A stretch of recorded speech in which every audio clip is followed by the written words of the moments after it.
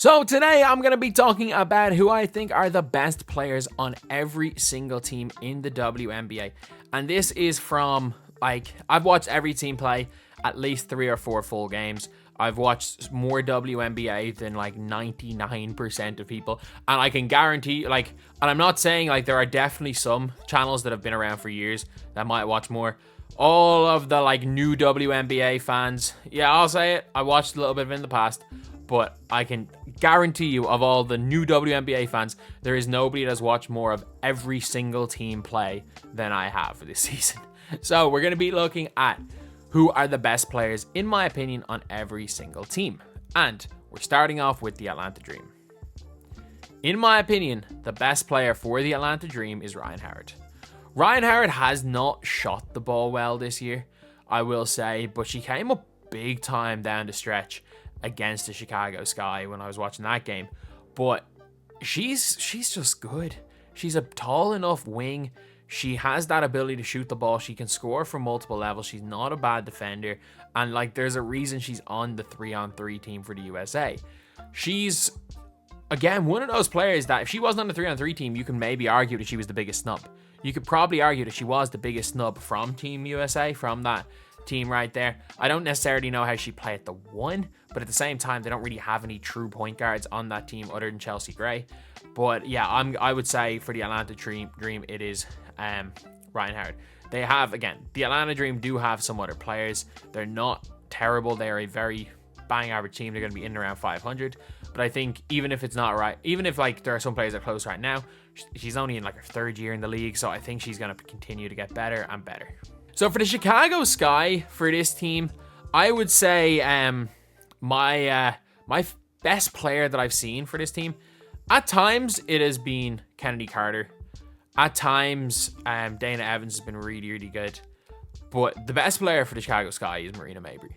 Just, even on her bad games, she seems to come in clutch.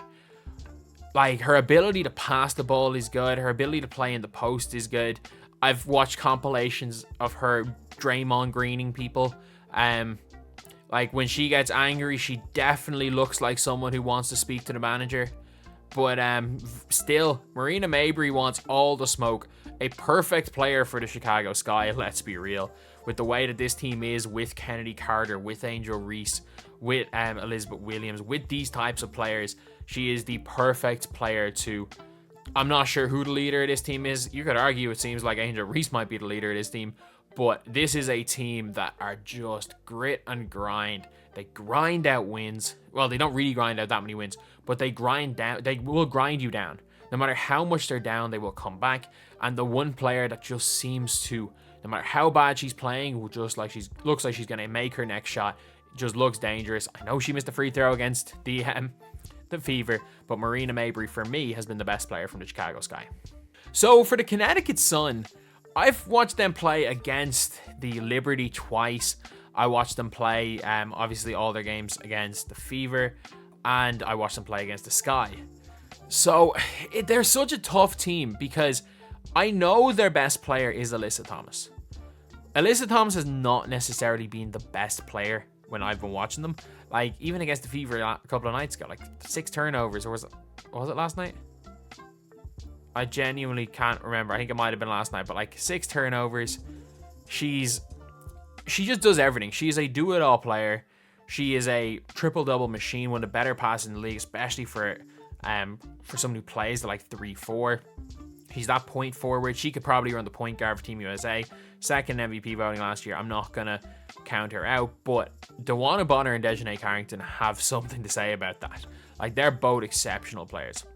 But I would say, without question, I'm not going to argue against Alyssa Thomas for the Connecticut Sun.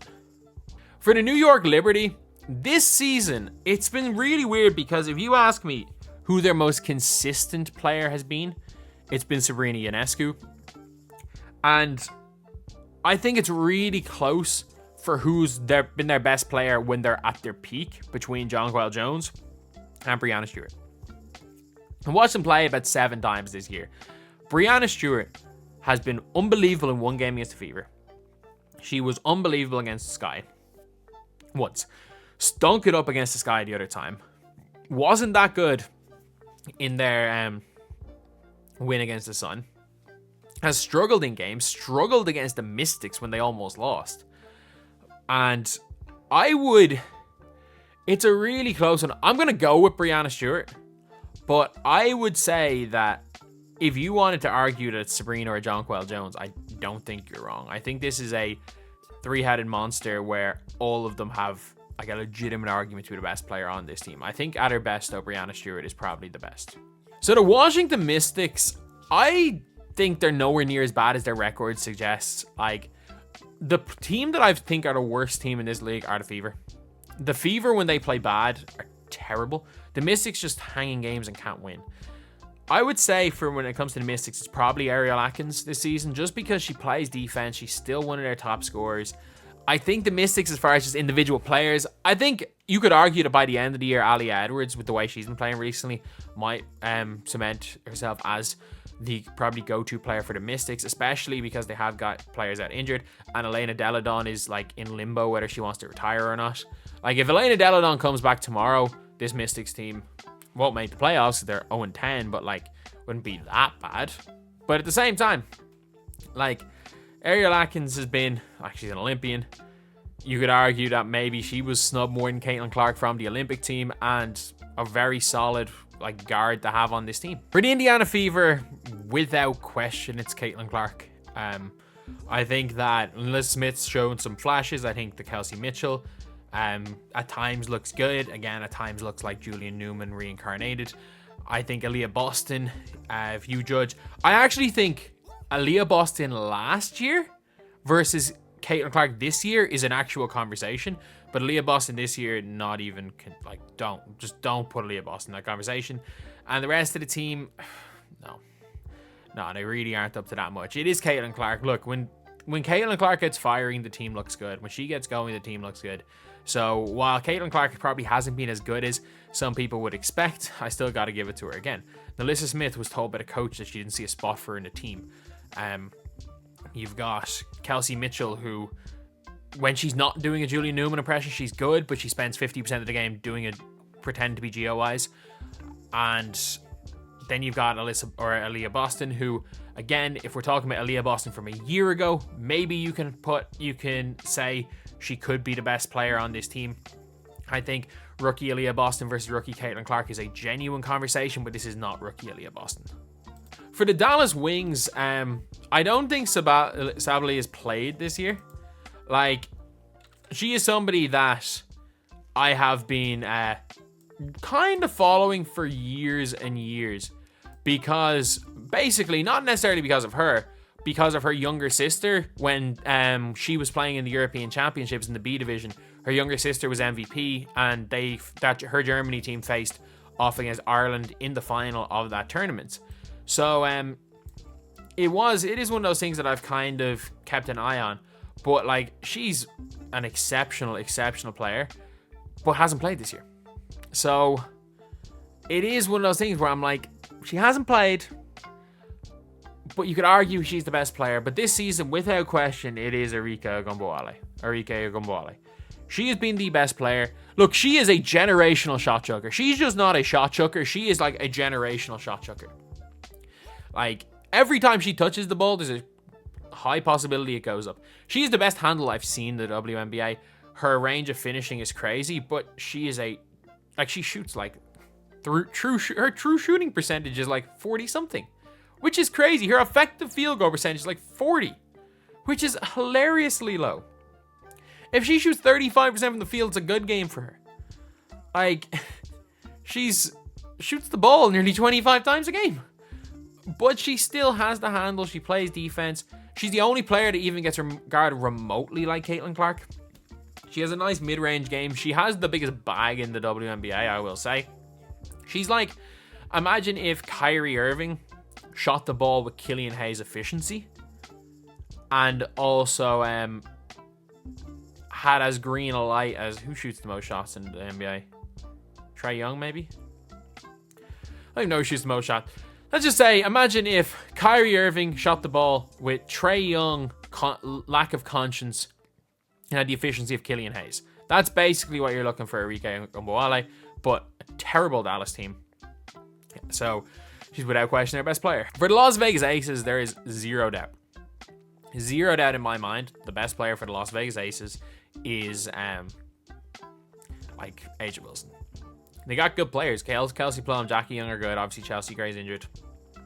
But it doesn't matter. A'ja Wilson's the best player in the world. When you take both ends of the floor into account, she's the best player in the world. Hopefully, the rest of the team don't let her down.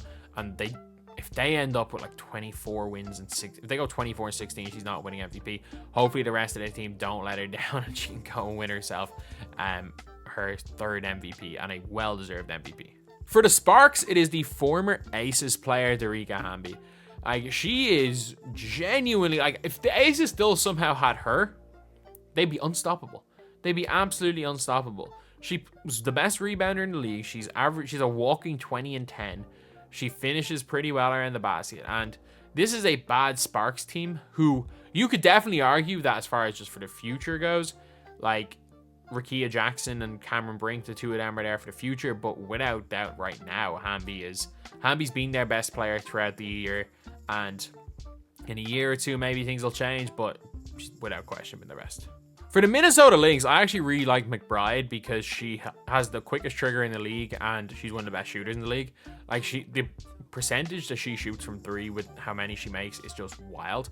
However, it's Napheesa Collier. Like, Napheesa Collier does everything. I think she's probably the second best player in the NBA or WNBA this year. If I'm ranking these players, I probably go, like, it's A'ja Wilson, it's Napheesa Collier second. I actually do think that I would tip Napheesa Collier to win MVP right now, just because her team has a much better record than the Aces. And I know the Aces they're playing tonight, I'm pretty sure.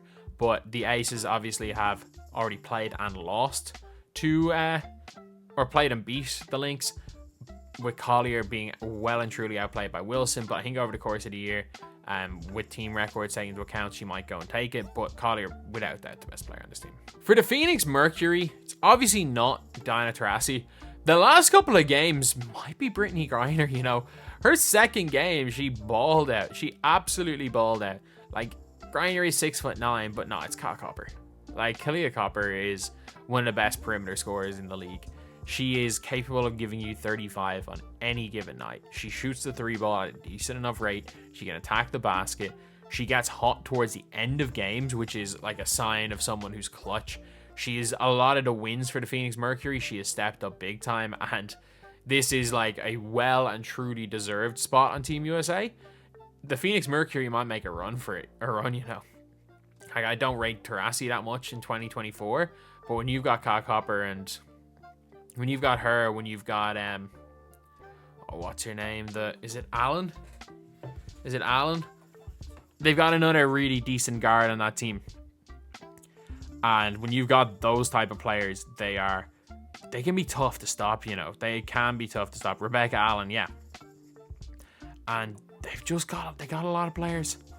They got a lot of players like Sophie Cunningham's even a decent player. But Copper is their like star. And for the Seattle Storm, I'm like torn because there was a couple of games where I'm telling you, Skylar Diggins-Smith was looking like she was as good as any of the players, but it's between two. This was the hardest one to choose from because Nneka Onwuemeke's has been unbelievable this year. So is Jewell Loyd. But I think you got to go with Jewell Loyd. She has that ability to score more points. She's obviously a Team USA guard. She'll be one of the better players on the Olympic team and is one of the best guards in the entire WNBA. But I still feel bad about Nneka because I think she's still, to this day, she can go toe-to-toe with anybody at that 4 position. She can go toe-to-toe with anybody. She hits big shots. She's obviously been there, done that. She's a champion. She's an MVP. She's one of the best players in the world. So Jewell Loyd is better, but I don't think it's by that much. So anyway, that is the video. They are the best players, in my opinion, for every WNBA team. Thank you guys for watching. Please like, comment, and subscribe.